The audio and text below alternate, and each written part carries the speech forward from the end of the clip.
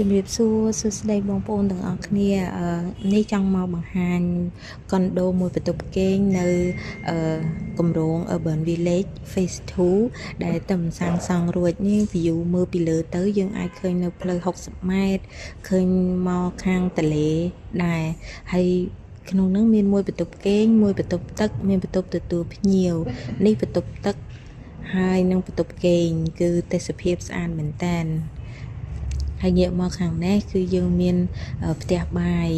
អានេះកន្លែងនេះយើងអាចដាក់ទូទឹកកកអីបានទូចានហើយមានទូចក្រានលើក្រោមអញ្ចឹងជូនបងប្អូនដែរហើយយើងអាចបើកទ្វារទៅក្រៅអ្នកអាចធ្វើជាកន្លែងហាលខោអាវដាក់ម៉ាស៊ីនបោកខោអាវអីនៅគៀននឹងបានណាហើយម៉ាស៊ីនបោកខោអាវក៏ free ជូនដែរនេះពេលដែលយើងបងប្អូនអាចតុបតែងដូចនៅក្នុង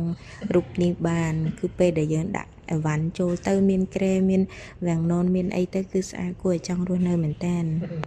ហើយនៅនឹងដែរក៏មានប្លង់រឹងដែរយើងកាត់ប្លង់រឹងជូនគឺធានាសុវត្ថិភាព 100% ហ្មងហើយបន្ទប់មួយនេះដែរនៅជាន់ទី6